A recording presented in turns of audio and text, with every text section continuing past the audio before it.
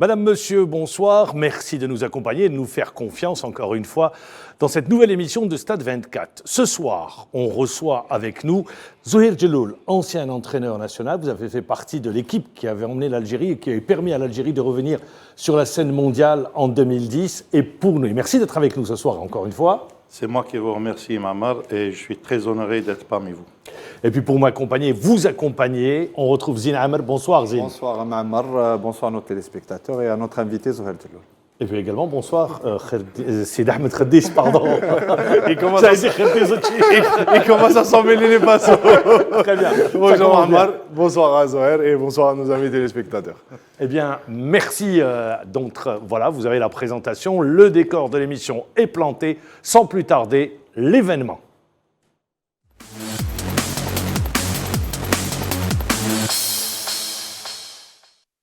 L'événement, vous vous en doutez, c'est la liste des 28 joueurs qui a été rendue publique cette semaine par l'entraîneur national Djamel Belmadi. Une liste qui était attendue dans la perspective de la phase finale de la Coupe d'Afrique des Nations qui débute le 9 janvier prochain au Cameroun. Alors pour en parler, première question, Zouheir Djelloul, est-ce que vous avez été surpris en apprenant la liste des joueurs retenus? Vous dites non, elle était conforme à ce que j'attendais? Non, je n'étais pas surpris, mais j'étais vraiment très content pour certains joueurs. Pour certains joueurs, surtout. Lesquels, par exemple? Surtout les jeunes. Togaï, surtout Bendebka aussi, donc Cheti, et le retour c'est-à-dire Brahimi. Donc, apparemment, c'est une liste équilibrée.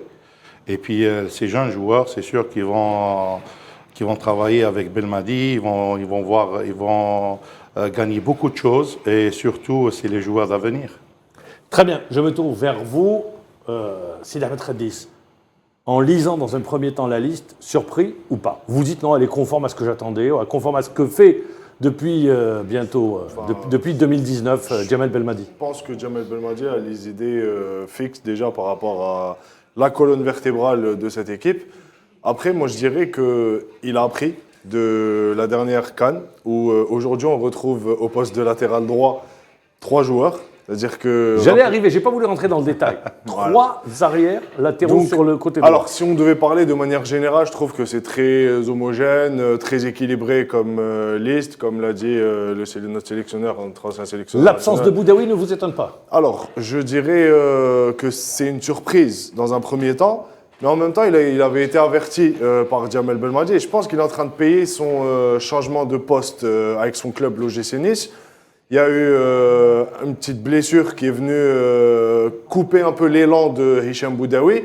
Et aujourd'hui, il y a la Coupe arabe qui profite à certains joueurs qui sont sortis du lot. Je pense à Sofiane Bendebka qui a fait un tournoi exceptionnel et qui aujourd'hui, sur un plan compétitif, il l'est. Sur le plan de la mentalité et de l'organisation, sur un système de jeu où on aura besoin de... Parce qu'une Coupe d'Afrique, vous savez, ça se joue, il y a de l'engagement, comme l'avait fait Guediora, rappelez-vous, en 2019. Donc même si aujourd'hui Bendebka ne sera pas sur les plans de départ de Djamel Belmadi, je pense qu'on va retrouver Zerrouki, Ben Nasser et Ferrouli au milieu de terrain. Mais c'est une solution qui s'offre à Djamel Belmadi. C'est une alternative de plus pour Djamel Belmadi. Je me tourne vers vous. L'absence de Touba, par exemple. Oui. Il a parlé de Boudaoui. L'absence de Touba, elle ne vous surprend pas? Moi, ça ne me surprend pas parce que, comme l'avait dit Sidi Donc, Ahmed, elle fait l'unanimité, moi, si je comprends. Moi, je pense que ce qui saute aux yeux Ammar Djabour aujourd'hui, c'est que Djamel Belmadi, dans son approche, je pense qu'il a tellement professionnalisé l'approche des matchs qu'il ne laisse rien passer. Djamel Belmadi, c'est le gars qui a atteint, on va dire, les standards internationaux. Puisque quand vous voyez aujourd'hui, Djamel Belmadi, je pense qu'au-delà de la qualité intrinsèque des joueurs, il a étudié également ses adversaires. Il sait dont il a besoin lors de cette Coupe d'Afrique. Du moins, lorsqu'aujourd'hui vous voyez Bendebka, je pense qu'il le prend, non pas que pour ses qualités, mais il voit en lui, par exemple, les mêmes capacités, les mêmes qualités qu'un Adlan Guedioura. Il y a des similitudes entre les deux joueurs. Aujourd'hui, quand vous voyez Boudaoui, par exemple, comme l'a si bien dit Sidi Ahmed Khadis, on perd de vitesse à l'OGC Nice. Ah non, je ne suis pas d'accord. Si, en termes de... Par rapport au poste, d'accord, je parle parce du que poste. Par rapport au rendement, il est bon. Pas au rendement, je ne parle pas du rendement. rendement du joueur. Je parle par rapport au poste. Jamel Belmadi avait eu, souvenez-vous, Non, même... mais ça peut prêter à confusion quand tu dis pas en perte de vitesse. Parce que souvent, quand on dit en perte de vitesse, c'est un joueur pas qui... par rapport, non, pas Voilà, par rapport à au ses temps de jeu, prestations, pas il est par bon. rapport à ça. Je ne parle pas de ses prestations. Même Galtier, souvenez-vous, avait parlé, avait dit que moi, au niveau de mon club, je l'emploie plus à un poste où il est plus relayeur que comparativement à ce que Jamel Belmadi faisait en équipe nationale. Très bien. Vous dites ça. Moi, je me tourne vers l'entraîneur que vous êtes, justement, Zohair Djelloul. Un joueur comme Boudaoui, il gagne en polyvalence également. Écoutez, ce qui se passe Alors, dans il ma tête- le prend en 2019, personne ne le connaissait, c'est vrai. Entre-temps, il gagne ses galons de titulaire à l'OCG Nice, une équipe qui joue les premiers rôles dans le championnat de France. Son positionnement, Galtier le change. Mais du coup, il est sacrifié par Jamel Belmadi, il ne va pas en phase finale de Coupe d'Afrique des Nations. Est-ce que, moi je pose la question à l'entraîneur que vous êtes, ce changement de poste, ça lui donne de la polyvalence? Est-ce que justement, en se passant de cette polyvalence, Jamel Belmadi ne s'enlève pas ou ne se prive pas d'un atout supplémentaire? À mon avis, non, parce que ce qui se passe dans la tête d'un entraîneur, il n'y a que l'entraîneur lui-même Ah oui. et son staff. Oui. Donc, moi, je pense que le tournoi de la Coupe arabe a donné beaucoup de champs de vision pour Belmadi pour qu'il choisisse ses gladiateurs. Mais certains. Hein. Parce que la polyvalence, vous avez bien dit, parce qu'en ce moment, le football moderne, c'est la polyvalence. Donc, les joueurs, c'est-à-dire choisis dans les postes, c'est-à-dire ces joueurs-là, ils peuvent, c'est-à-dire changer de poste, ils peuvent jouer. Par exemple, je vais vous juste dire quelque chose. Lorsqu'on a joué avec, c'est-à-dire Bougraf, je pense l'avant-dernier match, il y avait juste un seul gaucher qui jouait. Donc, Belmadi, il essaie de voir les joueurs qui jouent avec les deux pieds, par exemple. Les joueurs qui peuvent jouer offensivement, défensivement, parce que c'est vrai qu'on a gagné la Coupe arabe, c'est vrai qu'on a gagné la Coupe d'Afrique, mais il y a des lacunes. Il faut toujours tirer des enseignements et corriger et puis avancer. Parce qu'il va y avoir le match barrage. Inch'Allah, peut-être qu'il va y avoir les Ça, c'est finales de après la la Coupe Coupe du Monde. d'Afrique des Nations. Mais- Oui, Ça dépend dans quel mais c'est comment pour est-ce qu'on sortira de la Coupe d'Afrique des Non, Nations. mais c'est pour ça que Belmadi, il est en train de faire des réglages au niveau de son équipe pour avancer avec cette équipe. Parce que il y a aussi l'âge. Il y a aussi l'âge. Si on revient à votre question, M. Mohamed, c'est pour Boudaoui. Boudaoui, il faut pas oublier qu'il a passé une période très difficile sur le plan santé. C'est-à-dire qu'il y a eu une blessure qu'il a Écarté des terrains pendant longtemps. Et Mais puis revenir. ces dernières semaines, il est revenu. Il revient Oui, bon, ces dernières il revient semaines. bien. Mais ce qu'il a dit tout à l'heure, notre ami, c'est qu'il y a certains joueurs dans la Coupe arabe, ils ont gagné beaucoup de points. Ouais. Donc ça donne à réfléchir aux Il n'y sélectionneurs. a pas que ça. Et moi également, je suppose, hein, parce que quand vous voyez la liste, Mohamed Djebbour, 28 joueurs, 15 ont participé à la dernière CAN, 13 vont participer à cette CAN, qui sont rajoutés aux 15 qui ont déjà participé à la dernière CAN. Je pense que Jamel Belmadi également, c'est pertinemment qu'on est attendu, que les autres équipes ont dû étudier notre jeu, également nos joueurs, c'est ce qui se fait aujourd'hui dans l'approche moderne. Il a voulu également changer certains joueurs afin de chambouler également les plans. J'allais également poser peut-être la question à Zohair Non, mais Djelloul ça pour change dire la que donne, en 2009, est-ce que par exemple 2019. notre équipe, non, à leur époque, Ah, lors du match qu'on avait joué face aux Égyptiens, est-ce que c'est ce qui a fait que peut-être en 2010, lors de la CAN, ça a un petit peu basculé à votre époque? En 2010, ils avaient mal débuté la CAN. Non, Très c'est mal, vrai, oui, c'est ce que je vrai. dis. On a 3-0 contre le 3-0 Malawi. contre le Malawi, parce et qu'il vous y avait- passez par vraiment un trou de souris. Hein. Non, parce qu'il y avait des conditions aussi. Hein. On a joué à 2 heures de l'après-midi. Il était, je pense, 40 ou 42 degrés à l'ombre. Et puis, Ouais, c'était en Angola, je l'humidité. rappelle, hein. Exactement. Donc, ce n'était pas les mêmes conditions. Écoutez, on ne peut pas revenir en arrière. Non, nous, si on reste concentré sur la liste de Belmadi, donc, comme je t'ai dit, chaque entraîneur a ses idées. Et sa philosophie. Moi, je pense que le choix qu'il a fait, pour moi, personnellement, c'est un excellent choix. Pourquoi? Parce que c'est une liste vraiment très équilibrée, sur tous les points. Oui, moi, je voudrais juste équilibrée, rajouter un petit truc sur ce que disait Zohair Djelloul tout à l'heure. Là, aujourd'hui, on part dans 2 configurations différentes. C'est-à-dire Lesquelles? qu'en 2019, nous étions l'outsider par excellence. Personne n'attendait l'Algérie. Exact. Aujourd'hui, on est champion d'Afrique. C'est-à-dire que tout le monde sait qu'on est champion du d'Afrique, titre. champion arabe. C'est-à-dire que la première édition sous l'égide de la FIFA, donc qui a porté l'attention de pratiquement... Ça a donné une plus grande exposition. Exactement. Et maintenant, pour revenir à... Vous aviez cité Touba tout à l'heure. Zohair Djelloul parlait de la philosophie de l'entraîneur. Je vais vous dire que Toba, pour moi, c'est une réflexion personnelle. Je pense que ça n'a rien à voir avec l'aspect sportif. C'est pas intégré? Exactement. Ça n'a rien à voir avec l'aspect sportif parce que sportivement parlant, le gars, il était pressenti pour être sélectionné avec l'équipe de Belgique. Rappelez-vous, à un match amical, il y avait un journaliste lors de la conférence de presse qui avait posé la question à Jamel Belmadi, pourquoi n'aviez-vous pas incorporé Touba au risque de le perdre? Parce que s'il ne jouait pas avec l'Algérie, il pouvait être pris par la Belgique. Et par la suite, Jamel Belmadi, ça faisait peut-être 3 ou 4 mois que Touba était en équipe d'Algérie. Il n'arrivait pas à s'intégrer au sein de cette équipe, au sein de ce groupe. Ce que vous dites là, très bien, vous parlez de l'intégration de Touba. Zoher Djeloul, vous avez vécu une Coupe du Monde, vous avez vécu les stages pré-compétitifs, la durée de la compétition. Je reste convaincu, puisqu'on l'a vu, il est très important le choix du groupe et vivre ensemble durant cette période, que le groupe puisse vivre dans un état de sérénité, dans un état qui ne soit pas, disons-le, perturbé par quoi que ce soit. Maman, vous avez posé une très belle question parce que, écoutez, avant d'arriver au groupe, il y a un choix de sélection, des critères de sélection. Donc, chaque entraîneur, avec son staff, bien sûr, il y a des critères. Ça, par exemple, si on revient à Touba, il a fait une très bonne réflexion. Donc, pour Touba, il y a seul l'entraîneur qui sait pourquoi il ne l'a pas convoqué. Pourquoi il n'a pas convoqué l'autre joueur. Donc, c'est à lui. On ne va pas le blâmer pour ça. Donc, ce qui est important maintenant, c'est le résultat. Exactement. C'est une compétition. De deux, il a parlé du groupe. Si maintenant, nous, le groupe, il est malsain, le groupe, on ne le protège pas. Parce que l'entraîneur, ce n'est pas son rôle juste sur le terrain. C'est gérer les mentalités, gérer les personnalités. Gérer les égos. Hein. Gérer une chose très importante, on ne l'a jamais entendu sur les plateaux, gérer les émotions. Parce que nous, on fait affaire avec des êtres humains.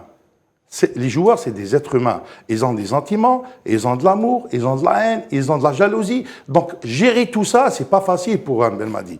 Donc, aller défendre un titre de Coupe d'Afrique, c'est pas facile aussi. Donc, on a 40, comme ils l'ont bien dit les gens, 40 millions d'habitants, 40 entraîneurs. Tout le monde... 40 millions d'entraîneurs. D'entraîneurs, exactement. Donc, tout le monde dit, non, c'est pourquoi pas tout bas? Pourquoi l'autre? Non, il faut faire confiance à l'entraîneur.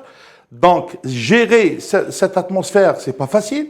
Donc, nous, par exemple, Non, pourquoi je dis, on pose les questions pour tenter de décrypter, d'essayer de comprendre. Ça, il est sûr qu'on respecte le choix de l'entraîneur, c'est évident. C'est lui, bien évidemment, le premier responsable et c'est lui qui va assumer jusqu'au bout le choix de la liste. Mais en revenant également sur Touba, on peut parler d'un autre aspect, c'est que Touba n'a pas eu peut-être la chance de temps de jeu. Voilà, en termes de temps de jeu, ce que Tougaï a eu lors de la Coupe arabe. Également, n'oubliez pas que c'est un poste. Mais il a confirmé, Tougaï. Vous pouvez le confirmer, c'est un poste spécifique. On a besoin de complémentarité. Vous avez, dans l'axe, il y a des automatismes qui se créent. C'est ce qui s'est fait entre Bedran et Tougaï, entre Tougaï et Belamri. Donc, c'est non, mais je vais aller encore plus loin. Je vais aller encore plus loin. Moi, je parle du côté âge aussi, parce que Tougaï, il a 21 ans. Il a 1m92. Même Touba, il a 23 ans. Oui, mais juste pour ne pas s'éloigner, quand on dit Touba n'a pas eu, il faut rappeler que Touba ne pouvait pas jouer la Coupe arabe parce que ce n'était pas sur une date FIFA. C'est normal. C'est pas de sa faute. Mais ça, c'est normal. On ne dit pas que c'est ça. Non, mais pour le téléspectateur, pour qu'il puisse comprendre, disons-le. Pour que les gens puissent comprendre. Moi, je voudrais juste, pour clôturer ce sujet Touba, c'est-à-dire qu'aujourd'hui, il y a une priorité. La priorité, c'est la Coupe d'Afrique. Comme vous l'aviez dit tout à l'heure en coulisses, Mohamed Djebbour, il y a un facteur temps qui ne joue pas en notre faveur. Là, j'allais revenir sur le facteur temps. Il y a le facteur temps qui ne joue pas en notre faveur. C'est-à-dire qu'aujourd'hui, Jamel Belmadi doit faire les choix justes pour aller éventuellement jouer cette Coupe d'Afrique dans les meilleures conditions. Comme l'a dit Zoher Djeloul, Touba est encore jeune, il a 23 ans. On a tout le temps de préparer Touba pour les échéances à venir. Exact. Très bien. Alors, on va aller sur 2 joueurs. Ce sera une première pour eux, une phase finale de Coupe d'Afrique des Nations. Le sujet préparé par Kheddin Bottas, il s'agit de Tougaï et de Bendebra. Voilà, il fallait bien revenir sur ces 2 joueurs qui ont été sélectionnés pour la première fois. C'est toujours une grande expérience. En 2009, pour la phase finale, c'était un groupe qui était complet. Il n'y avait pas eu de gros changements. Si 2009 en phase finale de Coupe d'Afrique des Nations. 2010. 2010, oui. On avait un groupe homogène, un groupe. Il y a généralement sur une Coupe d'Afrique des Nations, on prend toujours des joueurs. Des fois, il y a une bonne surprise. Il y avait eu Boudaoui, personne ne l'attendait, qui avait été pris lors de la dernière Coupe d'Afrique des Nations. Cette fois-ci, on fait appel à des joueurs qui vont participer pour la première fois, par exemple. Oui, participer, mais ils connaissent la maison quand même. Ils connaissent parce que je pense Touga, il a fait les catégories jeunes. Et il est issu d'une l'académie, je pense, l'excellence. Après ça, il est parti au NED. Donc, au moins, il a une bonne base. Revenons à Bendebka, que je connais personnellement parce que je l'ai entraîné au NED. C'est un gars qui a une forte personnalité. C'est un gars... Parce que, écoutez, nous, en tant que techniciens, on ne voit pas les choses comme quelqu'un sédentaire normal. Lorsque nous, on voit, par exemple, les derniers matchs, on voit que dans la transition, par exemple, défense-attaque, attaque-défense, on voit rarement la transition attaque-défense. Mais Bendebka, il a cette qualité. Cette qualité, il joue exactement. Il joue offensivement, défensivement. C'est un gars c'est un vrai porteur d'eau. C'est un milieu. Exactement. C'est pour ça que le choix. Il gratte les ballons. C'était vraiment un bosseur au milieu. Un vrai porteur d'eau, comme on le disait avant. Comme on les aime. Exactement. Il est box to box. C'est un milieu moderne. Sofiane Bendebka. Exactement. Alors quand moi j'étais honnête, il venait d'intégrer l'équipe première, donc je le connais assez bien pour avoir joué avec lui. C'est quelqu'un qui est sérieux, qui a une forte personnalité, comme l'a dit Djilol. Et dès son jeune âge, il a réussi à s'intégrer, à s'imposer au sein de notre effectif à l'époque. Il y avait de bons joueurs. D'ailleurs, je vais vous interrompre, je lui ai donné le capitanat, il était le plus jeune. Voilà. Tellement qu'il avait une forte personnalité. Et je lui ai dit, vous pouvez lui poser la question, je lui ai dit, vous allez être le patron en équipe nationale, mais il faut travailler. Donc ces joueurs-là, je pense que Belmadi, il a vu ses critères, il a vu ses qualités en lui. C'est pour ça que le choix était facile. Très bien. Messieurs, on en a parlé, vous avez évoqué le fait qu'un entraîneur national sur un tournoi a généralement un peu plus de jours que sur un match officiel ou, disons, les matchs éliminatoires. Aujourd'hui, on l'a vu, la FIFA, pour les Anglais, ils sont libérés que le 3 janvier. Exact. Il y a des joueurs qui ont été atteints de Covid. Belmadi n'est plus dans les mêmes conditions que 2019, où il avait eu un peu plus de temps. Est-ce que ça pèse? Non, pas nécessairement. Je vais vous dire pourquoi. Parce que, écoutez, moi, je suis inquiet en tant qu'entraîneur lorsque mon joueur ne joue pas. Lorsqu'il joue dans un club, il gagne un match dans les jambes. Sur les automatismes, sur la cohésion, sur la cohérence. Regardez, lorsqu'on revient, moi je parle du joueur qui sont dans leur club. Oui. Dans leur club, il gagne une compétition. C'est parfait. Barahma, exact. Qui ne vont pas arriver avant le 3 janvier. Lorsqu'ils reviennent en sélection, on a 2 matchs amicaux. Le premier, ils ne joueront pas le premier. Ils ne jouent pas le premier. Même si le joueur n'est pas libéré, je pense que Belmadi il va donner un jour ou 2 trucs de repos pour le joueur. Parce que le premier match, le plus important, c'est de vivre avec l'équipe. Le plus important, c'est de rejoindre le groupe. C'est l'état d'esprit. L'état d'esprit, c'est la chose la plus importante dans une sélection. Parce que vous avez posé une question tout à l'heure, le groupe. Donc, gérer le groupe pendant 1 mois ou 1 mois et quelques jours, c'est pas facile. C'est pas facile. Je me tourne vers vous également. L'absence des joueurs. Alors, les joueurs atteints de Covid, Tougaï. Il y a également Ben Ayada. Et Belaïli, ça a été confirmé qu'il n'est pas atteint de Covid. Mais... Son frère vient de poster une story sur Instagram et disait que son frère était négatif. Chetty oui. est atteint c'est un cas Covid. Le président de la fédération. Mais lui, il ne joue pas. On lui souhaite un propre établissement. Et Bounja, qui est également négatif. Tout à Très fait. bien. Belaïli, lui, aurait un peu de surpoids. Mais je parle des joueurs atteints de Covid. Également, ça va perturber. Je me tourne vers vous. Après, je reviendrai sur la FIFA. Alors, est-ce que l'entraîneur va devoir se passer de ses joueurs au moins Minimum 10 jours. 10 jours. Je pense, oui. Exact. Minimum 10 jours. Il y a une période d'incubation. Il y aura ensuite... Ça veut dire que les 2 matchs amicaux, ils vont les rater. Pas. Oui, mais là, je pense qu'ils seront au même titre que les joueurs qui vont arriver le 3 janvier et qui sont disponibles pour le club. Est-ce qu'ils vont s'entraîner? Non. Ils ne s'entraîneront pas. Voilà. Donc, ils seront confinés. En théorie, méthodologie du sport, si tu ne t'entraînes pas 3 jours... Ah bah oui, c'est une programmation qu'on va faire reformuler. Donc, c'est un problème pour l'entraîneur national. Un gros problème pour le stage ne débutera pas dans les meilleures conditions, il va être perturbé. C'est-à-dire que c'est pour ça que je vous dis qu'il n'est pas dans les mêmes conditions que 2019. Clairement, en 2019, il a eu le temps, il y a eu tout l'effectif qui était à disposition. Aujourd'hui, on est dans une toute autre configuration avec les différents variants Covid et ce qui se passe actuellement dans le monde. Il fallait s'y attendre. Là, aujourd'hui, on a des cas Covid.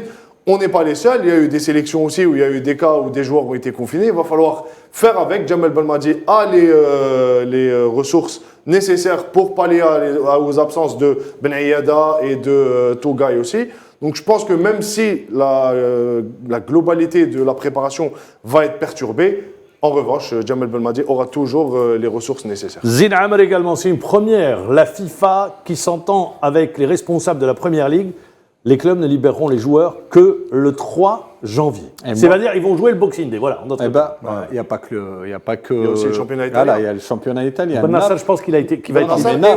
Mais Naples qui refuse de libérer. Benassal va être libéré. Oui, Ounas non. Ounas non, alors qu'il faut savoir que le Calcio ne reprend que le 6 janvier. Ils n'ont aucun match. Ils auraient pu faire vraiment un geste et libérer Ounas pour qu'il rejoigne l'équipe nationale. Il y a un Boulhi qui est également, lui également sera retenu parce qu'ils ont un match avec le Ittifaq le 31 décembre. Du coup, il ne rejoindra l'équipe qu'en début janvier. Donc là, rajouté à ces joueurs qui ont été atteints du Covid, je pense que le nombre est de 6 joueurs qui ne seront pas présents pour le début du stage. Mais je pense que la FIFA là a exagéré. C'est vraiment un non-respect parce qu'il y a une loi. La FIFA ne voulait pas. La FIFA ne voulait pas. Il y a eu une pression. Il y a une pression. Rappelez-vous. Mais Sid Ahmed Khadis, il y a une loi qui exige aux clubs de libérer leurs joueurs 15 jours avant le début d'une compétition majeure. Oui, bien sûr. Donc là, il y a 2 poids 2 mesures entre, par exemple, la tenue d'une Coupe d'Europe ou de la Copa América comparativement à la Coupe d'Afrique. Mais là, c'est un tout autre problème, Zine, que vous venez de développer. C'est-à-dire que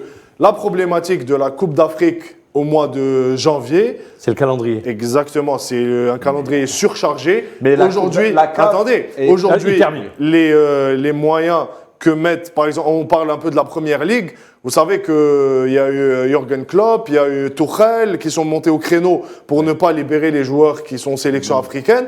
Donc, encore une fois, il y a eu les réponses de certains entraîneurs, on en parlera tout à l'heure, mais ça crée une polémique, une grosse polémique. Je reviens juste, c'est sur les clubs, pour résumer ce que vous dites un petit peu, disons que la FIFA a coupé la poire en deux. En deux, exactement. Elle a coupé en deux pour ne pas trancher. Il fallait se mettre d'accord avec l'association des clubs. Et dans le même temps, et le forum des clubs. Forum des clubs européens. Et dans le même temps, il fallait aller dans le sens de la Confédération africaine de football. Voilà. Donc, ne pas léser les deux, ils ont coupé la poire en deux sur cette date. Ils n'auraient pas mais je rappelle que la Confédération africaine de football également a une part de responsabilité, puisque rappelons qu'il avait été décidé lors de la dernière édition de la faire jouer la fin de la saison, et ils sont revenus à une machine arrière pour réintégrer. On a évoqué les conditions climatiques, mais ça, ce n'est juste qu'un prétexte. Je reviens. Donc voilà, parce que le Cameroun n'était pas prêt, rappelons que ça a été déjà décalé. Tous ces aléas, et on passera après à des hauts et des bas, tous ces aléas, est-ce que ça perturbe un entraîneur dans la période pré-compétitive ? Exact, ça perturbe, exactement. Parce que si on revient à notre équipe, et on voit les joueurs qui sont atteints par le Covid, donc si on met le programme à table, et si on essaye de lire dans la tête de Belmadi, qu'est-ce qu'il va faire ? Il va faire un programme, et il va voir les dates où ils vont jouer les matchs amicaux. Le premier match, à quelle date ? Le 1er janvier et le 5 janvier. Le 9, le premier match, c'est le 11. Le 11. Donc, on a largement le temps de récupérer nos joueurs. Mais ils vont donner la chance à d'autres joueurs pour débuter la Coupe d'Afrique et donner la chance aux joueurs pour récupérer et reprendre leur forme. Très bien, on arrive 25 minutes, on aura l'occasion de revenir. On passe à la deuxième partie de l'émission, des hauts et des bas.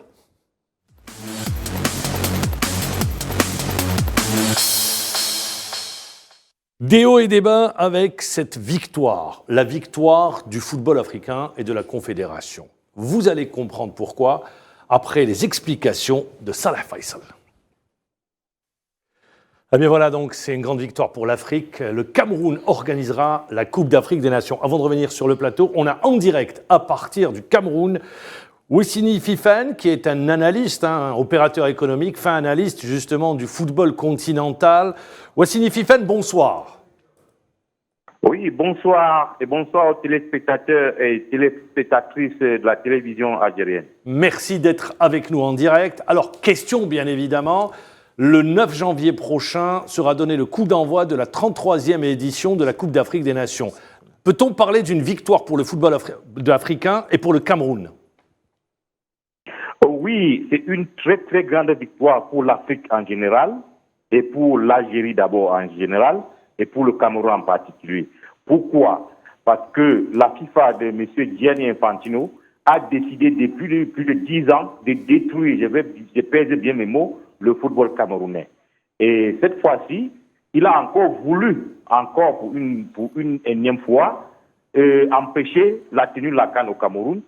Heureusement, cette fois-ci, les Africains se sont levés comme un seul homme pour défendre la canne de l'Afrique et non la canne du Cameroun. Je me sens africain à partir de maintenant parce que les Africains, à un moment donné, peuvent dire non au dictat de la FIFA à travers M. Gianni Infantino. Wassini Fifane, mais également l'Afrique comme un seul homme. Si je vous dis au COMEX, il y a des Africains qui ont joué contre l'Afrique et qui se sont ralliés à la position de Gianni Infantino. Je pense au Marocain Lakdja, je pense au Burkinabé et je pense à Hani Abourida. Est-ce que aujourd'hui, vous ne dites pas ces trois personnes ont travaillé contre le continent? Oui. Vous savez que l'Afrique a été détruite à travers les fils de l'Afrique. Et c'est ça que nous combattons depuis des années. Je vais vous dire, monsieur, au Cameroun, le football camerounais est pris en otage par M. Gianni Infantino depuis plus de 10 ans. M. Gianni Infantino a maintenu un exécutif, M. Sédou Mbongoya. Son élection a été annulée par le TAP. M. Gianni Infantino l'a maintenu au Cameroun par force pour continuer à détruire le football camerounais, pour vous dire que c'est toujours les Africains qu'on utilise pour détruire l'Afrique. Je crois que ces trois personnes dont vous avez cité tout à l'heure ont compris que l'intérêt de l'Afrique n'est pas l'intérêt du colonisateur. Et je terminerai par cette question. On est à quelques jours du coup d'envoi de la Coupe d'Afrique des Nations. Est-ce que le Cameroun est fin prêt pour accueillir les nations devant participer à cette édition, mais également tous les supporters et journalistes, photographes, tous ceux qui viendront au Cameroun pour vivre cette 33e édition dans un pays, le pays du football également? Oui, vous voyez donc que je suis très mal placé pour dire non, parce que c'est l'hypocrisie de la FIFA et de la CAF actuelle qui nous embête. Depuis plus de 2 ans, le Cameroun est prêt à 90%. Le Cameroun est prêt. Pour nous dire à la dernière minute que le Cameroun n'est pas prêt. C'est ça qui nous choque. Quand c'est la FIFA, c'est la CAF qui homologue les stades où on doit jouer les matchs de football. Et la FIFA et la CAF, après plusieurs visites au Cameroun, qui ont dit que le Cameroun était prêt. Comment se fait-il que la même FIFA et la même CAF viennent à la dernière minute nous dire que le Cameroun n'était pas prêt? C'est ça notre inquiétude. Et je finirai par dire ceci. Monsieur Abdourahmane, le président des Transplants de Garoua, qui a fait annuler plusieurs processus électoraux à la Fédération camerounaise de football, a écrit une lettre à plus de 211 fédérations dans le monde. Je crois que ce courrier, où il dénonçait les attitudes de M. Gianni Infantino dans les fédérations africaines, est en train de faire effet en Afrique. Parce qu'il a dénoncé la colonisation du football africain par la FIFA. Il ne veut pas que le football africain décolle. Et je vous dis, si le Cameroun n'était pas prêt, la FIFA nous aurait dit depuis. Il nous revient, nous tous, vous comprenez mieux que moi, qu'après à 3 mois de la compétition, les infrastructures et tout doit être remis à la FIFA. Mais on ne comprend pas comment la FIFA et la CAF peuvent nous dire 3 mois avant que le Cameroun est prêt, et à quelques semaines, on nous dit que le Cameroun n'est pas prêt. À quoi joue la FIFA et la CAF? Ça, c'est l'interrogation. Certaines parties de la CAF, et d'ailleurs on retiendra cette déclaration de Motsepe qui dit « Je viendrai en famille ». C'est une grande victoire également pour le nouveau président Samuel Eto'o. Oh, oui, on peut le dire que c'est une grande victoire pour Samuel Eto'o que la FIFA et la CAF n'ont pas voulu. Parce qu'ils ont préparé l'élection, ils ont permis à M. Sédou Mbongoya qui était au pouvoir de violer et le statut de la FIFA. La FIFA a M. Gianni Infantino. Il faut que l'Afrique soit au courant de ce qui s'est passé au Cameroun. M. Gianni Infantino a permis à M. Sédou Mbongoya, le président sortant de la Fédération camerounaise de football, de violer les décisions du TAS au Cameroun, les décisions du Comité national olympique du Cameroun. Parce qu'il voulait à tout prix maintenir ce monsieur. Mais Samuel Eto'o est arrivé contre la volonté de la CAF de M. Motsepe et contre la volonté de Gianni Infantino. Je crois que c'est un très grand moment pour le football camerounais de décoller si les Camerounais peuvent aussi comprendre que leur football leur appartient ainsi que le football africain appartient aux Africains. Merci d'avoir été avec nous en direct, Wassini Fifane. Eh bien, on se retrouvera au Cameroun pour cette 33e édition. Merci encore une fois. Merci, je vous en prie. Je vous attends au Cameroun. Merci, eh bien, on se retrouvera avec plaisir. Alors, vous venez de l'entendre, c'est la victoire du continent contre certains membres du comité exécutif, mais également contre la volonté de Gianni Infantino qui voulait reporter cette Coupe d'Afrique des Nations. C'est aujourd'hui, eh bien, c'est la victoire de toute l'Afrique. Heureusement qu'il y avait c'est-à-dire le président de la CAF et surtout les Camerounais qui Moi, je dirais surtout Samuel Eto'o. Samuel Eto'o aussi qui a défendu cœur et âme pour les intérêts de son pays. Écoutez, mais regardez aussi le message, un ancien joueur qui est maintenant président de la FECAFOOT. De FECAFOOT, et puis lui, regarde qu'est-ce qu'il a ramené à son peuple, qu'est-ce qu'il a ramené à son pays. Donc je pense que maintenant, c'est le football africain qui a gagné. Et c'est grâce à l'Union, et c'est grâce aussi à la position de l'Algérie, qui était aussi pour que le Cameroun, c'est-à-dire commence sa CAN. Et moi, je suis fier que l'Algérie a pris cette décision.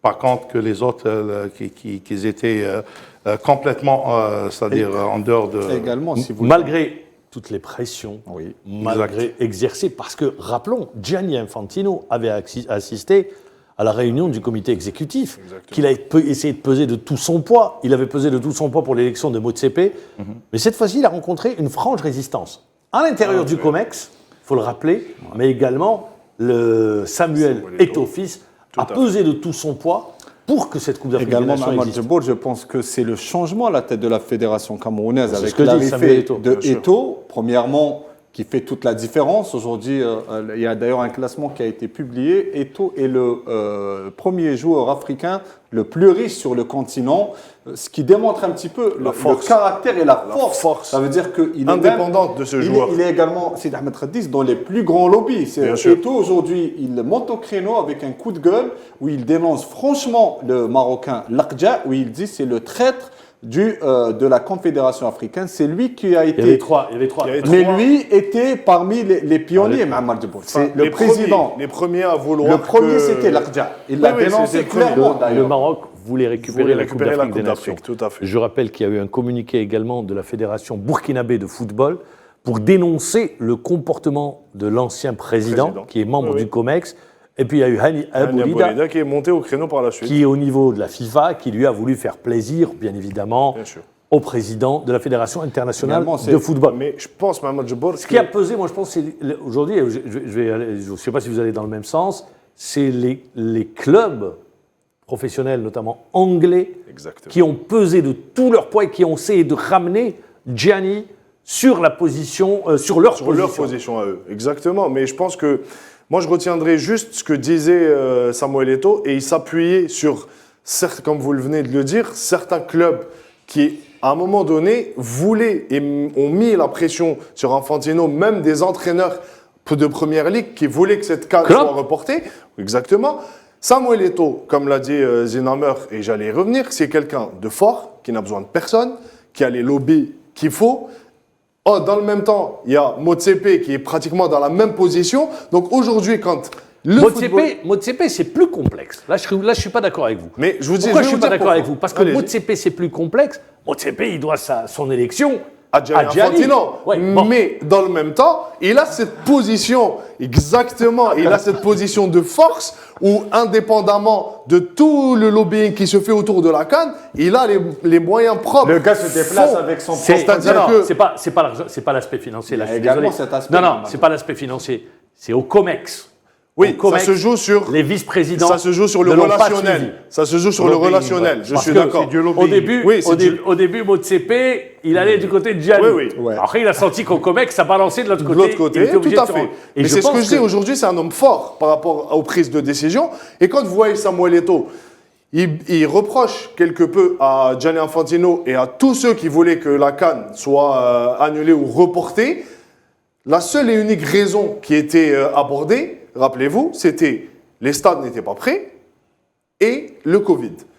Or, Samuel Eto'o a avancé le protocole sanitaire est appliqué. Exactement. Tranquille. Et qu'il y ait, dans le même temps, l'Euro qui s'était tenu, il y a eu la Copa América, il y a eu beaucoup d'événements sportifs. Et aujourd'hui, quand on voit ce qui se passe dans le continent, dans d'autres continents, par exemple en Europe, la situation est bien plus catastrophique qu'en Afrique. Donc, Samuel Eto'o a bénéficié de cet aspect-là pour faire valoir... Et il a dénoncé également, comme le disait Mohamed Djibour, il a dénoncé les présidents des fédérations qui allaient à l'encontre des intérêts du continent africain. Mais dans le même temps, moi je vous pose la question, dans le même temps, la situation, parce qu'il y a un acteur, c'est le joueur. Un acteur, c'est le joueur. en mettant cette Coupe d'Afrique des Nations au mois de janvier, alors juste je rappelle que du côté de la FIFA, on demande à ce qu'elle soit déplacée en mars. Ouais. Est-ce que la meilleure période ne serait pas la fin de saison? Parce que finalement, le joueur, on le met en porte-à-faux avec son club. Non. Pourquoi? Non, je vais vous Vous répondre. allez nous répondre. Voilà. Ouais, parce qu'on a eu l'expérience déjà avant. On a eu, en 2010, il y avait 2 pics. Oui. On ne peut pas avoir 2 pics dans la une même année. Et exactement. en plus, maintenant, si on décale, ça veut C'est-à-dire dire 2 pics. 2 pics, c'est-à-dire La Coupe charge. d'Afrique, Coupe du Une Monde. Coupe d'Afrique, Coupe du Monde par la suite. En 2010, on a eu une Coupe d'Afrique, une Coupe du Monde. C'est 2 D'accord. pics. Mais là, c'est différent. Là, la Coupe du Monde se déroule au mois de décembre. Non, mais après, il y a eu cette Mois de novembre. année. Novembre, décembre. Novembre. Voilà, mois de La Coupe novembre. d'Afrique des Nations, si elle se déroule, où on change la périodicité pour ne pas coïncider avec la Coupe du Monde. Vous avez proposé mois de juin. Ouais. C'est-à-dire, ça va être une fin de saison. Fin de saison, ça veut dire que les joueurs sont fatigués, ils ont Mais besoin pourquoi de la repos. Copa América, Mais l'Euro non, c'est pas comme la Coupe d'Afrique. Pourquoi? Copa América, il n'y a pas de nombre de conditions, matchs. les Il y a- conditions ne sont pas les mêmes. Exactement, c'est pas les mêmes conditions. Et puis même le nombre de matchs, c'est pas pareil. Donc, si on décale au mois de juin et puis au mois de novembre, on va avoir une Coupe du Monde. Non, c'est- je dis, cette fois-ci, ça y est, c'est fait. Ok. Mais dans le futur, est-ce que vous ne pensez pas, Oui. pour que les joueurs ne soient pas en porte-à-faux, qu'il faille changer peut-être la périodicité de la C'est Coupe ce qu'ils d'Afrique ont des fait, Nations mais C'est ce qu'ils ont fait. Est-ce que- Il y a est-ce que- un année je paire perds et un pair. pour ne Ils pas l'ont tomber. fait. Bon, mais cette Non, fois-ci, il y, il y a une Covid. a la Coupe du Monde Oui, qui à se cause joue du en Covid. année paire et la Coupe d'Afrique qui se joue en année impaire. impaire, Moi, je c'est- vais vous poser une question. L'édition de la Coupe d'Afrique 2019 qu'on a remportée, qui s'est jouée en été. Toutes les éditions auparavant se jouaient au mois de janvier. C'est-à-dire Oui, qu'il y a eu ce Rappelez-vous, ce messieurs, il problème. ne faut pas avoir la mémoire courte. Rappelez-vous, Ouais. Essien, jet privé, Chelsea, Oui. Didier Drogba, Didier Drogba, la ouais. même chose. Tout à Des fait. joueurs, moi j'ai vu des joueurs en Coupe d'Afrique des Nations. Quand les conditions étaient réunies, quand c'était en Afrique du Sud, c'était génial, tout Oui. le monde voulait y aller. Oui, Mais quand c'était joué dans d'autres pays que je ne citerai pas, Ouais. les joueurs étaient pressés de terminer la partir. compétition et de rentrer. Mais Tout c'est à fait. normal Voilà. parce que c'est pas les mêmes conditions, c'est pas Exactement. de travail. Par exemple, nous on a joué la Coupe arabe au Qatar, À Doha. ok. Et puis on a joué la dernière Coupe d'Afrique au Caire, en Égypte. Est-ce que c'est les mêmes conditions qu'au Cameroun? Non. Est-ce que c'est les mêmes conditions à part l'Afrique du Moi je Sud? dis pour ne pas être en porte-à-faux avec les clubs, est-ce qu'il ne faut pas la décaler l'été? On joue au mois de juin. La Coupe du Monde, elle est au mois de décembre 2022, dans 1 an et demi. Mais il y aura un gros problème si on la décale ailleurs que l'été. Parce que les clubs, vous avez vu la Au mois de pression juin, il n'y a des pas de clubs. club. Il y a- c'est Non, fini, parce c'est- qu'ils sont en période de repos. Ils sont en en période vacances. de repos. Et ils sont bon, en et quand vacances. ils jouent l'Euro au mois de mai. quand ils jouent l'Euro au mois de juin, ils ne sont pas en vacances? Non, mais il ne faut pas que ça coïncide avec l'Europe et Non, et la- je dis. Non, attendez, on ne se Oui. comprend pas. Quand les Européens vont jouer un Euro, Oui. c'est après C'est une enfin, saison. ouais. C'est Oui. après une saison. Oui. Oui, oui. D'accord. Et Les qu'est-ce qui joueurs empêche également les sont Africains? émoussés, c'est pareil. C'est la même chose. Je les vois joueurs pas où sont il y a la différence. Non, mais nous, moi j'ai compris que tout Non, à non, non, l'heure, qu'on va décaler au mois de juin et puis on joue la Coupe du Monde. Maintenant, Non, non. la question c'est autre. Ouais. La meilleure période pour moi, pour un technicien et pour les joueurs, c'est la fin de saison. Voilà. On est d'accord là-dessus. Voilà. Voilà. Moi, je ne suis pas d'accord. Pourquoi? Allez-y. Parce que je pense que, comme on l'a dit, on l'a redit depuis toujours, il y a beaucoup de matchs. Il y a la Ligue des Champions. Les joueurs qui jouent en Europe, qui jouent dans des clubs professionnels, on a beaucoup de joueurs algériens qui jouent, et même dans les autres sélections africaines, beaucoup de joueurs jouent énormément de matchs tout au long Oui. de la saison. Moi, pour avoir une CAN réussie et que les joueurs soient affûtés sur le plan physique, avec pas beaucoup de matchs dans les jambes et qu'ils soient au top de leur forme, c'est au mois de novembre, au mois de janvier ou au mois de décembre, comme ce fut le cas. Regardez là. Comment tu vas faire avec les clubs? Là, Vous les le mettez en problème- difficulté, Oui, c'est pas exact. Voilà. Il faut avoir Oui, des dates FIFA premièrement, parce que la Oui, Coupe oui, arabe, bien c'est sûr, pas je suis une date d'accord. FIFA. Mais si on parle d'aspect purement physique, Non, mais tout le monde doit trouver son compte. Attendez, Voilà. Sidi Ahmed, on n'est pas chacun dans une bulle. C'est-à-dire, vous devez avoir une cohérence. oui, mais vous dites pour que ça soit dans les meilleures conditions pour les joueurs. Moi, je dis que Parce pour que les joueurs, ils perdent sa après une place. fin de saison, ils sont club. émoussés, Mohamed. Il y a beaucoup de matchs tout au long de l'année. Il y a les matchs de la Champions League qui peuvent aller Oui, jusqu'à. mais les joueurs on peut jouer. européens, ils ont la même chose. Les joueurs anglais, ils ont la même chose. Quand ils jouent Mais l'Euro. les joueurs anglais et les joueurs européens, quand ils jouent un euro au mois de juin ou au Oui. mois de juillet, Oui. ce n'est pas les mêmes conditions que de jouer au mois de juin, au mois de juillet, au Cameroun ou au Sénégal ou dans un autre Vous pays. parlez des conditions Bien climatiques. sûr, je parle des Très bien. conditions. C'est Sur normal. la Coupe d'Afrique des Nations, eh bien, on va continuer avec des réactions. Des réactions d'entraîneurs et de joueurs. Je ne souhaite même pas que ce soit responsable cette façon de faire ou de vouloir faire. la fédération, en tout cas, que je représente, défendra avec la dernière énergie la tenue de cette Coupe d'Afrique. Il n'y a pas d'excuse pour la reporter. Laquelle? Si l'Euro s'est joué alors que nous étions en pleine pandémie, avec des stades pleins, comme il n'y a pas eu d'incident et nous avons joué dans plusieurs villes en Europe, pourquoi la Coupe d'Afrique ne se jouerait pas au Cameroun? Donne-moi une seule raison valable. Ou alors on est en train de nous dire que comme on nous a toujours traités, nous sommes les moins que rien, alors nous devons subir. Qu'on nous dise clairement les choses. Mais je dis encore, ce qui est difficile dans cette façon de faire, c'est que certains Africains sont encore complices. I respect and I understand the passion and the importance of those players to go and to represent their country, the nation. So I will never gonna stop any players to go to play the African Cup of Nations. And I believe that that competition has to be more respected around because this competition is as important as the European Championship. It may be important to for you guys to cover the African nation a little bit more and to go to Africa and to interview people to really understand what it means for every single one of them. And when you're talking about Senegal, I don't think people will understand if Mane or Cheikhou Kouyaté will not represent the nation. So if there were more coverage on that competition, I think people will understand more how important it is. Il le dit, il parle de respect, Patrick Vieira. Et il dit, vous ne savez pas ce que représente la Coupe d'Afrique des Nations pour les Africains. Je rappelle que lui est investi dans un projet sur le continent, au Sénégal, pour être plus précis. C'est le respect, et on a vu l'approche est complètement différente d'un entraîneur à un autre sur cette compétition. C'est sûr, il a son opinion, il a son point de vue. Il a du sang africain. Il a du sang africain, non mais il a parlé juste. Hein. Donc, et lorsque moi, personnellement, j'entends Emmanuel Samuel Eto'o de parler, moi je vois le futur président de la CAN. De la CAF. De la CAF. C'est un gars qui a beaucoup de personnalité.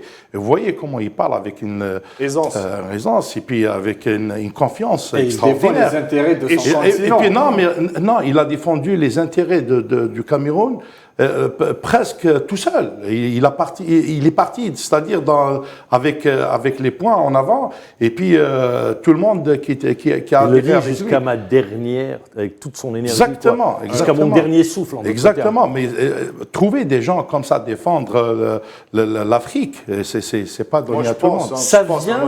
Je pense que ce qu'a dit Samuel Eto'o, c'est très représentatif de la mentalité africaine. Je vais vous dire pourquoi. Il dit quelque chose de très important. Aujourd'hui, il dit tout ce que tout le monde pense depuis le départ. Je vais vous dire pourquoi. Parce qu'il dit, soit pour une seule bonne raison, on ne veut pas que la CAN se tienne au Cameroun, c'est de continuer à dénigrer ce continent. C'est-à-dire que ce continent, on a l'impression aujourd'hui qu'il n'est pas au même titre que les autres continents, que les autres compétitions.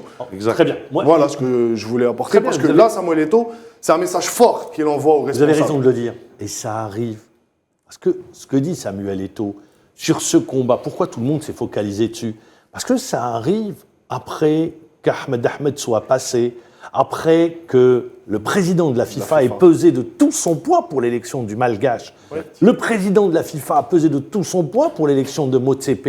Le président de la FIFA a pesé de tout son poids pour faire passer, je le rappelle, en Assemblée Générale, une Coupe du Monde tous les 2 ans. Donc, on avait l'impression que le continent, c'était des suiveurs. Ils levaient la main, ils étaient là. C'est le cas. Non, je ne dirais pas c'est le cas. Je pense que cette fois-ci, cette histoire a remis. Là, je pense, Amar Djabour, qu'au niveau de la CAF aujourd'hui, il fallait une réaction. Voilà. Après la Coupe d'Afrique, là, on aura 2 collèges. Vous aurez ceux qui vont suivre Samuel Eto'o, fils, et qui vont aller dans le sens des intérêts du continent africain, et ceux qui vont suivre Lakhdja et compagnie. Et là, ceux-là, je pense qu'ils seront Ils seront minoritaires. Voilà, ils seront minoritaires. Surtout, Déjà affaiblis. on va les pointer du doigt. Ils ont été pointés du doigt. Non, mais là, ça sera pire, Mohamed Debour. Ils le Là, sont déjà, là, donc ça ils sera seront pire. Là, ça sera pire. Pourquoi je vous dis ils seront affaiblis? Parce que déjà ils sont pointés du doigt. Bien sûr. Et par la suite, si la CAN venait Parce va que se ces gens-là tenir, ont des ambitions J'y termine, personnelles. Voilà. Allez-y. si la CAN sera on va dire un récital parfait par rapport à l'organisation, à tout ce qui a pu se dire sur les stades, etc. Ces gens-là vont être affaiblis de par leur position au sein de je termine mon idée. Pourquoi j'ai parlé de ça? Parce qu'aujourd'hui, au niveau de la FIFA également, il y a les deux poids, deux mesures. Aujourd'hui, lorsque vous suspendez des fédérations, alors qu'au même titre, on interdit, excusez-moi, Mohamed Debour, pour terminer, on interdit l'injonction des politiques dans le sport et spécialement dans le football. Aujourd'hui, vous avez un Lakhdja qui est président de fédération, mais qui est en même titre ministre des Finances au niveau du Royaume. Ministre des Sports. Ministre des Sports. Ministre des Sports. Non, il est ministre des Finances. Ministre des Finances. Ouais. Bah, c'est ministre des Finances, d'accord. Et là, je pense qu'il y a vraiment un grand problème. Bon, il a été nommé, c'est vrai qu'il y a un cumul, et ça c'est interdit en principe. Interdit. Mais je voudrais revenir également sur cette question, puisqu'on en a parlé aujourd'hui, on a parlé de cette victoire africaine. Sûrement après la Coupe d'Afrique des Nations, il va y avoir, je pense qu'il va y avoir une scission au niveau de l'Assemblée générale de la Confédération africaine de football, que la donne va changer. Qu'est-ce que vous dites? Je l'espère de tout mon cœur, parce qu'il faut qu'il y ait un changement radical. Et il vient des gens du football, c'est-à-dire les gens qui connaissent vraiment le football. Et puis ils ont vécu dans le très haut niveau, ou dans le haut niveau. Donc c'est pour ça que... Ça, c'est les politiques du football. Ouais, exactement.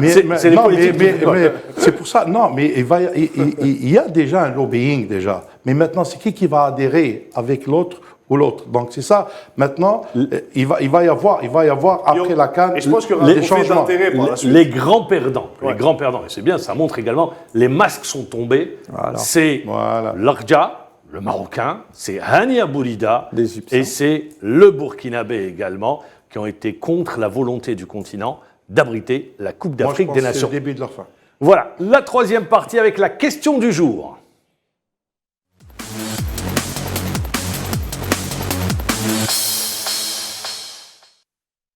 La question du jour, on reste avec la Coupe d'Afrique des Nations et la préparation de cette Coupe d'Afrique des Nations. La question du jour, elle arrive à ce que le Qatar, c'est l'endroit idéal pour préparer la Coupe d'Afrique des Nations. Est-ce que les conditions sont réunies? On y va parce que les conditions sont réunies, ou bien il y a de la superstition dans l'air? Qu'est-ce que vous répondez? Ça nous a réussi la dernière fois. Oui, mais je pense que c'est question conditions, superstition, qu'est-ce que vous dites? Le football africain appartient aux Africains. Donc, non, je parle des choix du Qatar pour préparer la Coupe d'Afrique. Choix de notre équipe nationale d'aller se préparer au Qatar. Non, écoute, je pense que c'est une bonne chose. C'est une très bonne chose. Il y a un peu de superstition ou bien c'est les conditions? Non, c'est les conditions. C'est les conditions parce que, écoutez, pour aller se préparer, il faut mettre les joueurs dans de très bonnes conditions de travail. Ça, c'est un. Et deux, il y a aussi la chaleur, parce qu'on joue au Cameroun, on joue en été, donc en plein été. C'est pas ce que vous faisiez à votre époque, Zohar. Non, parce que nous, parce qu'on n'avait pas les mêmes moyens aussi. On n'avait pas les mêmes moyens. Donc, nous, on a... c'est-à-dire...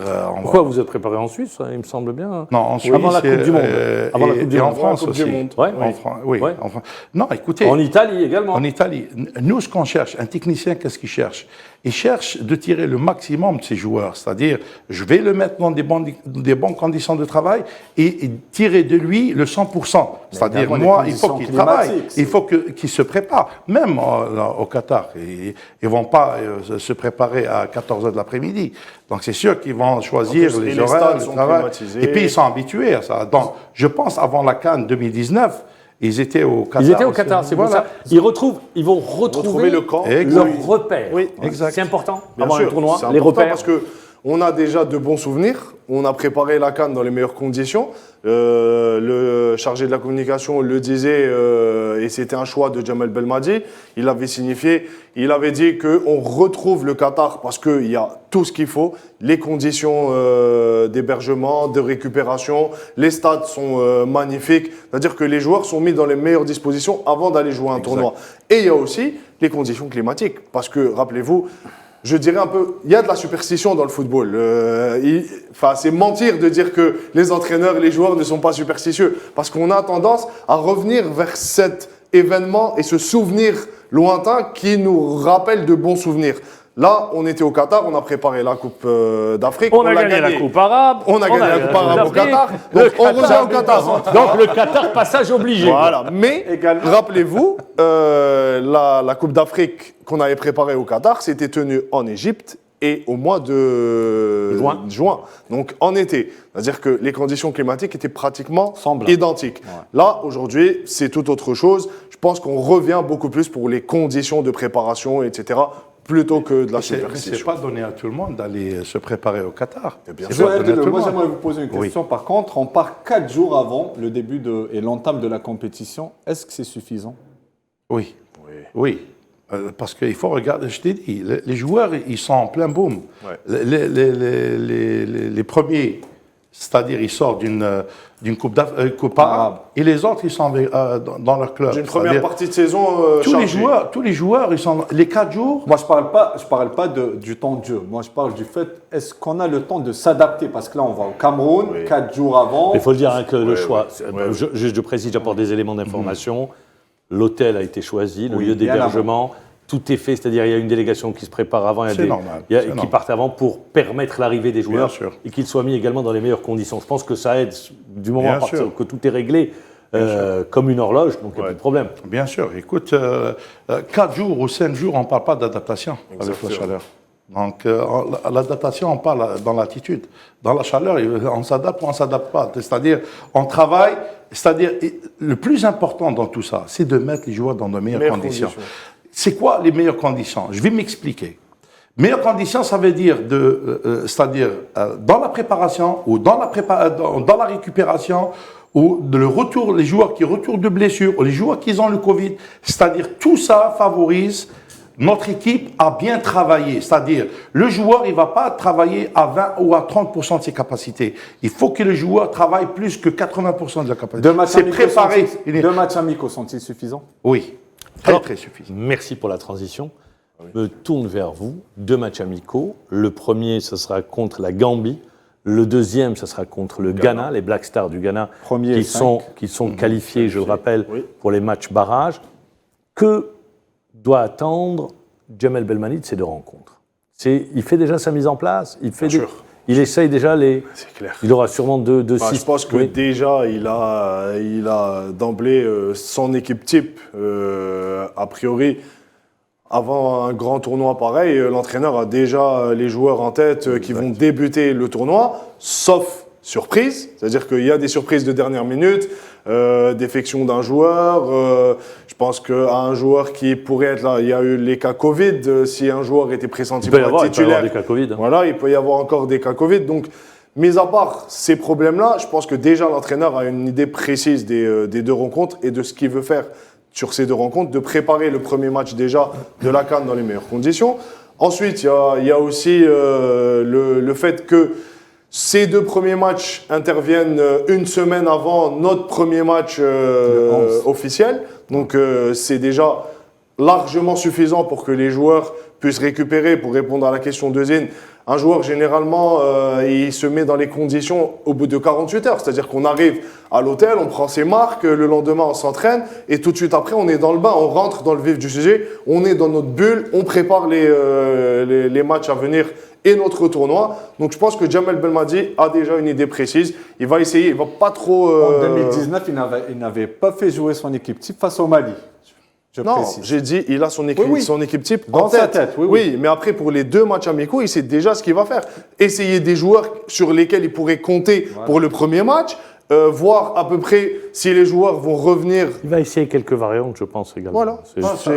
Regardez, c'est différent entre 2019 et maintenant. Parce que maintenant, pour Belmadi, c'est comme si c'était un livre ouvert. Tous les cadres, ils sont là. 80% de son effectif, les titulaires, ils sont là. Donc, les matchs amicaux, c'est juste pour faire un petit réglage, pour travailler un peu la cohésion, pour travailler les automatismes, pour voir il va essayer un ou deux joueurs pour pallier dans à le des bluff, défections. exact, des défections S'il y a en une cas où il va y avoir. au cas Parce où. qu'un entraîneur, c'est quoi? C'est un mathématicien. Lui, il faut C'est qu'il... des stratégies. Exactement. Il faut qu'il mette toutes les possibilités, les variantes en place. Les variantes en place. Parce qu'en cas où il va y avoir une défection quelque part, il a déjà tout de suite la En solution. d'autres termes, il n'y a pas de place à l'improvisation. Exactement. Je te remercie pour le terme. Oui, il n'y a pas de place. Il n'y a pas. Non. l'improvisation. Lorsqu'on arrive à ce niveau-là, on a pas. C'est les détails. C'est les Tout petits se joue détails. dans le Bah d'ailleurs, Exactement. les joueurs, Exactement. si vous permettez, les joueurs le disent. Pour avoir discuté avec beaucoup de joueurs de l'équipe nationale, ils disent que Jamel Belmadi ne laisse rien au hasard. C'est-à-dire oui, que c'est ce qui tout fait est la force. scruté au millimètre près. Et c'est ça le secret de sa réussite. Bah, bien sûr, à ce niveau-là, Je pense que des entraîneurs à ce niveau-là, aujourd'hui, voilà, à ce niveau-là, vous ne pouvez pas laisser le hasard n'exister. Exactement. Le Surtout avec détail. Jamel Surtout Belmadi. le petit détail. Oui. Le petit détail. C'est pas qu'avec surtout tous les grands entraîneurs. Exact. Vous prenez après, bien évidemment, sur un match, vous avez un entraîneur qui va tenter un coup, peut-être pour surprendre. Parce que dans le même temps, il le dit, Zoé Djeloul, on est un livre ouvert. Ouais. On nous connaît maintenant. Et les On autres est attendu. également, On n'est plus. C'est 2 fois ou 3 fois plus difficile. C'est pour ça que je dis que 2019, on n'était pas attendu. On ne savait pas. Exactement. Mais là, c'est la Il y avait une confirmation, surprise. Non, mais Maintenant, il y a non. autre chose. Pourquoi on disait tout à l'heure que notre équipe a atteint vraiment les standards Oui, internationaux? C'est que même Jamel Belmadi aujourd'hui étudie même le jeu des joueurs adverses et qu'il donne à ses joueurs Ah, il le faisait. les forces. Il le faisait. Non, non, je sais qu'il Oui. le faisait. Non, mais il est obligé de le faire. Mais aujourd'hui, nos joueurs ont les forces, les faiblesses de leur adversaire direct sur le terrain. Et c'est ce qui fait qu'aujourd'hui, nos savez, joueurs répondent de mieux et sont pour vraiment... reprendre, Moi, ce que pour j'ai reprendre aimé... Youssef Belaïli, excusez-moi, Moi, ce il y que a une j'ai- anecdote sur Youssef Oui. Belaïli qui Oui. disait, c'est Jamel Belmadi qui le disait, à chaque fois qu'il y a eu une réunion technique et où Jamel Belmadi exposait un peu les faiblesses des joueurs adverses, c'est-à-dire le latéral droit, le latéral gauche, quand il arrivait du côté de Belaïli en réunion, à chaque fois disait là, والله نجوز له هذا طايب هذا. Donc c'est la confiance un peu de. Et pour vous dire que Jamel Belmadi ne laisse rien au hasard, c'est-à-dire qu'il étudie poste par poste et faiblesse de chaque adversaire Non, que l'équipe regarde, nationale moi, ce que affrontera. j'apprécie sur Jamel Belmadi, je l'apprécie beaucoup, hein, parce que l'intelligence qu'il a, c'est-à-dire, il anticipe, il anticipe les choses. Dans certaines de ses déclarations, il dit que moi, la Coupe d'Afrique, ça ne m'intéresse pas. Oui, c'est vrai que je vais aller pour défendre mon titre. C'est un coup de Mais le com'. plus important, c'est le match barrage. Regarde la C'est un pression coup de qu'il com'. enlève sur les joueurs. Regarde la pression qu'il enlève sur ses épaules à lui. Regarde la pression qu'il enlève sur le public. Ouais. Tu vois, regarde l'intelligence. Lui, Moi, je dis, maintenant, en termes- il passe sur une autre étape. En termes de communication, je vous le dis, hein, depuis le temps C'est que, important. au niveau des sélections nationales, Maman, c'est le- important. un niveau au-dessus. c'est le meilleur. C'est un niveau Il faut être communicant. un psychologue, il faut être un pédagogue, il faut être un comprends. sociologue, il faut être tout. Moi, je vais vous Je dire sais ce pas, qui Zoé, résume. oui. Ce qui Si résume vous- Ahmed Djibo. si vous permettez, je vais vous raconter une histoire, vous l'avez tous vue. Allez-y. C'est le match contre le Sénégal. J'allais Oui, le il dire. donne la composition. On pense pareil. Il ne donne pas la composition. Il fait Pas la mieux. nôtre, oui. Non, Non. il fait mieux. J'allais le dire. Il donne, quand on lui pose la question, moi je trouve que c'était un coup de communication. Comme extraordinaire. Il met la pression sur Ah l'équipe oui. adverse. Il dit d'abord, parce que les entraîneurs, tous les entraîneurs regardent les confs des uns et des autres, même si les entraîneurs ne se livrent pas, Ouais. le message qu'il fait passer, il dit les variantes, je les connais, voilà les 2 variantes que vous avez, et voilà comment est-ce que vous pouvez jouer. Et il donne Mais le 11 type. il donne les 2 Ouais. équipes. Le 11 et il type dit, des 2 si vous équipes. changez, voilà où vous changez. C'est-à-dire, en d'autres termes, mais quand pourquoi il a l'entraîneur fait du ça Sénégal Mais pourquoi il a fait écoute ça, il se dit, bon, comment le surprendre? C'est ça, ils sont en train de discuter. Comment Mais le pourquoi il a surprendre? fait ça Donc, c'est pour déstabiliser lui aussi. C'est Mais- ce qu'il avait non, fait. pour mettre le doute. Et il installe pour le installer doute. le doute. Il l'installe. Et lorsque tu installes le doute, c'est bon. Ouais.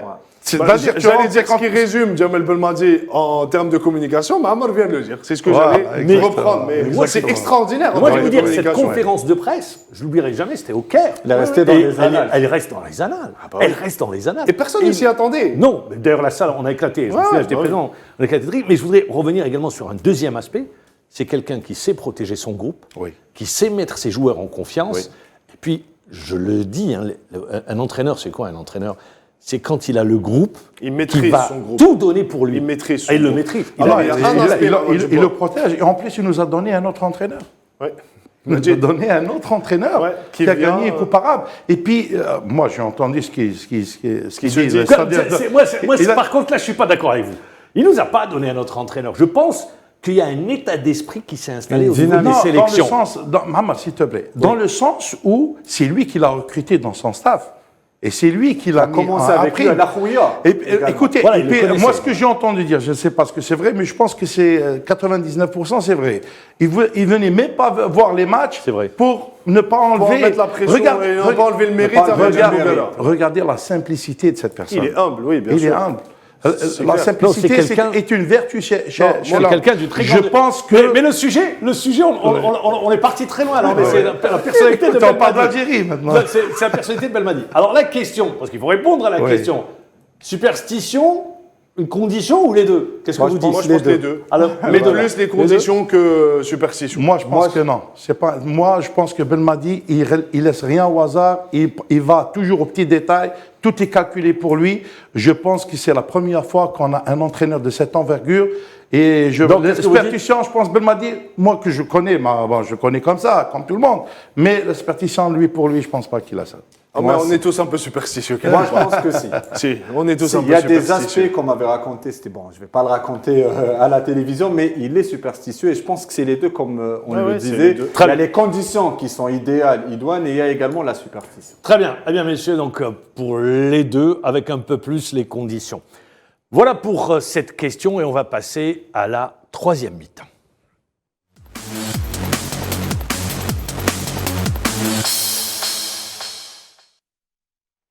La troisième mi-temps, c'est le décès de Sofiane Loucar. Sofiane Loucar, c'est un joueur de Ligue 2 qui a joué ce samedi un match de championnat avec son équipe qui joue au stade Habib Bouakal, c'est à Oran, un match de Ligue 2 contre l'Asmo d'Oran. On est pendant le match, en première mi-temps, et voilà qu'il y a un télescopage avec son gardien de but. Il tombe au sol, intervention des éléments du médecin et des éléments de la protection civile. Il revient dans le jeu et 10 minutes plus tard, il tombe et là, il est transporté et il décède pendant qu'on le transportait, dans la voiture qui le transportait ou dans l'ambulance qui le transportait à l'hôpital. Est-ce que première réaction, on a tous été choqués? Exact. Vous êtes jeune. Moi, Allah yarhamou, Triste nouvelle. Ouais. Il est âgé de 30 famille, ans. 30 ans. Je pense que c'est tout est à revoir. Tout est à revoir pour le protocole, c'est-à-dire de santé ou sanitaire ou ce que vous voulez, mais on est très très loin. Moi, j'ai vécu beaucoup sur les stades. J'ai vécu beaucoup avec ces joueurs-là. Déjà, les joueurs, ils ne sont pas dans des meilleures conditions de travail. C'est-à-dire, il y a certains joueurs qui ne passent même pas leurs tests. Mais vous ne pouvez pas jouer, avoir une licence, si vous n'avez pas un dossier médical. Écoutez, maman, je vais vous dire des... On sait ce qui se fait dans notre championnat. Exactement. Voilà. Moi, je ne veux pas Pour dire les choses clairement. m'étaler des choses sur la télévision. Ce qui se fait, je reviendrai à vous. Mais c'est malheureux. C'est malheureux ce qui se passe. C'est malheureux ce qui se passe dans nos Le clubs. dossier médical, il y a un dossier ou pas? Oui, c'est Vous sûr qu'il y passez a un ECG ou pas? Oui. Très bien. Mais n'importe qui peut aller chez le médecin Officiellement, oui. pour ramener un dossier. Officiellement, oui. Exactement. Je sais pourquoi je dis ça et je vais vous répondre tout à l'heure. Exactement. Moi, je pense que tout est à revoir. Donc, il faut pas jouer avec ça. Parce que ça, c'est la vie des gens, c'est la vie des jeunes et c'est l'avenir de nos jeunes. Très bien. C'est pour ça que je Avant dis, de vous retrouver, avec nous, il est au téléphone, professeur Rachid Belhadj. Professeur, bonsoir. Bonsoir, maman. Merci d'être avec nous en direct et de répondre à nos questions. Comme nous tous, on a tous été affectés par le tragique décès du joueur Sofiane Loucar, décédé sur un terrain de football. Professeur, je rappelle que vous avez exercé également dans le monde du football, puisque vous étiez médecin du NER du Sindé. Vous aviez travaillé sur le protocole sanitaire à l'époque où M. Mocharara était président de la Ligue professionnelle de football. Est-ce que, tout d'abord, vous avez été surpris en apprenant le décès de ce joueur? Effectivement, le décès de chaque athlète sur le terrain de football, ça a été toujours un événement qui a été toujours médiatisé. Hélas, pour tranquilliser, c'est décrit à travers le monde. Chaque année, il y a des cas de mort subite comme ça. Mais lorsqu'on a travaillé, j'ai présidé la première commission médicale de la Ligue nationale de football avec M. Michala. Et on avait un programme, je me souviens qu'on a distribué aux 32 équipes professionnelles, chaque médecin, on les a même formés à Sidi Moussa. On leur a donné un défibrillateur. Mais en réalité, on avait introduit, je justement l'obligation de l'ECG. On avait même limité l'âge de la pratique du football.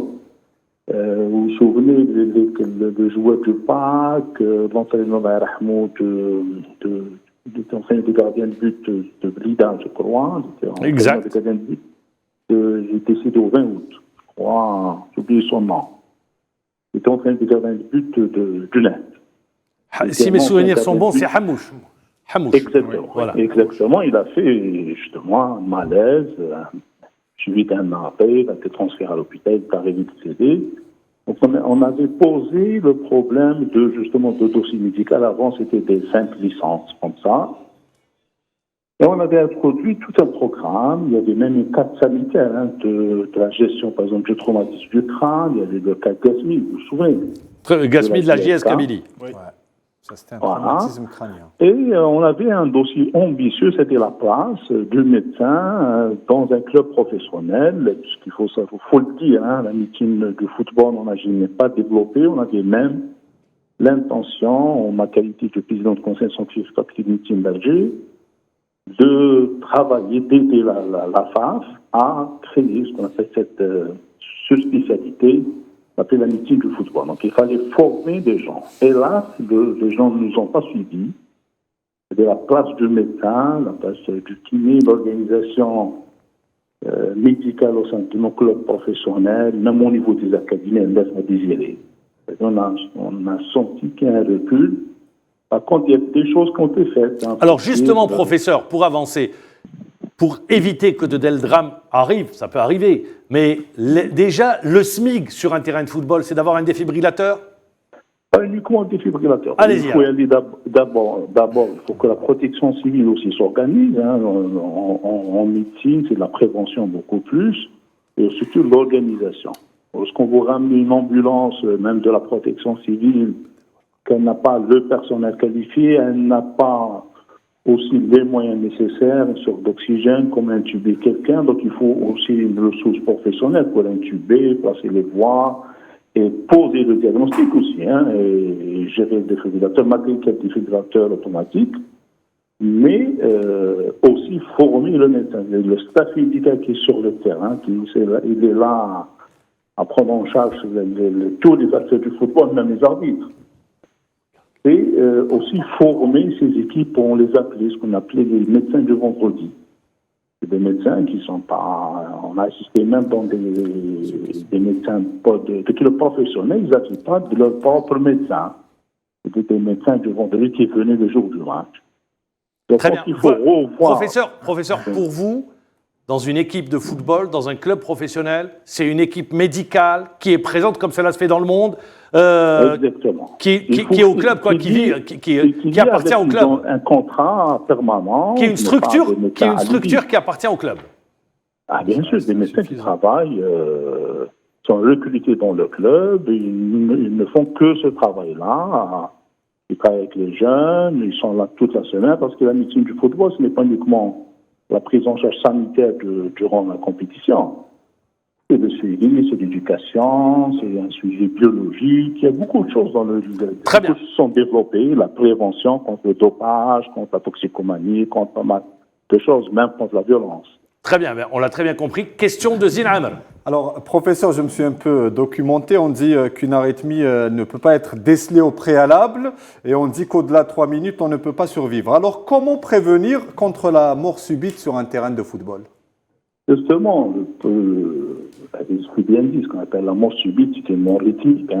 Même dans le jargon médical, on l'appelle le golden hour, c'est-à-dire l'heure d'or, comment prendre en charge quelqu'un qui fait un malaise sur la voie publique et le stenter, le sauver du moins certain.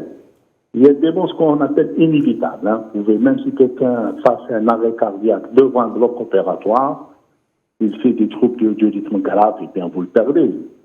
Mais, justement, l'organisation, c'est-à-dire les causes, les morts rythmiques, nous, on est sur la prévention, c'est-à-dire de le détecter avant et en fonction de l'âge, faire un ECG, l'ECG soit interprété par un cardiologue, l'échocardiographie aussi, et dans certains cas nécessaires, il y a l'épreuve d'effort. Ce qui se fait bien dans la pratique médicale, par exemple, le suivi des pilotes, des aviateurs, eh ben, c'est une médecine qui vraiment à cheval, des suspensions provisoires de la navigation. La même chose dans la pratique du football. Actuellement, il y a des arbitres qui sont suspendus, pas arrêtés momentanément jusqu'à l'obtention du visa de l'équipe médicale des experts pour la reprise des activités sportives. Très bien. Professeur, et je vais vous demander une réponse rapide. C'est une question de Sid Ahmed Khaddis. Bonsoir, professeur. Alors, bonsoir, Sid Ahmed. Comment allez-vous ? Bonsoir, ça va, merci. Il faut rappeler aux téléspectateurs que vous avez été notre médecin pendant des années au sein du NET. Donc, moi, je voudrais juste vous poser une question concernant la mort de Sofiane Allah yarhamou. On dit que, là on parle de mort subite et de défibrillateurs et beaucoup de gens ont spéculé et disent qu'il faudrait qu'il y ait des défibrillateurs dans les stades. Or là pour moi le contexte il est complètement différent. Je vais vous dire pourquoi. Parce que les présents stades ont dit qu'à un moment donné, à la 26e minute du match, il y a eu un télescopage avec le gardien. Le joueur étant au sol s'est relevé. Est-ce qu'il y a eu un laisser-aller ou peut-être une négligence de la part des médecins du club par rapport au protocole commotion? C'est-à-dire que ce joueur ne devait jamais revenir sur le terrain. Or, lui est revenu sur le terrain et a joué 10 minutes de plus avant de s'écrouler à nouveau. Donc ma question est toute simple. Est-ce que le protocole commotion a été bafoué ou négligé par l'assistance médicale? Professeur, je vais vous demander une réponse rapide, si c'est possible. Pratique, hein. Rapidement, c'est de connaître la cause exacte du décès, c'est la pratique de l'autopsie. Je ne sais pas si l'autopsie a été pratiquée ou pas, pour avoir un diagnostic de certitude. Mais supposons qu'il y a eu avant une commotion cérébrale, d'un télescopage, généralement, si la décision c'était de repli de l'activité, vous étiez joueur, j'étais avec vous, c'est une décision purement médicale. Il faut que le médecin s'impose. Mais généralement, devant des situations, il y a parfois des entraîneurs qui ne tiennent pas compte. Oui, l'insistance de l'entraîneur pour que le joueur revienne. C'est une décision médicale, justement, d'arrêter quelqu'un ou bien de l'autoriser à reprendre l'activité. Merci, professeur, d'avoir été avec nous en direct. Encore une fois, c'est nous, on vous dit merci de nous avoir éclairé et d'avoir apporté un éclairage, un décryptage à nos téléspectateurs. On va terminer avec vous, il nous reste une minute, Zouhir Djeloul. À quand un retour sur les terrains? Pas programmé? Lorsqu'il y aura une bonne opportunité, avec des gens responsables, avec un bon projet, je suis là. Et merci encore une fois d'avoir répondu à notre invitation.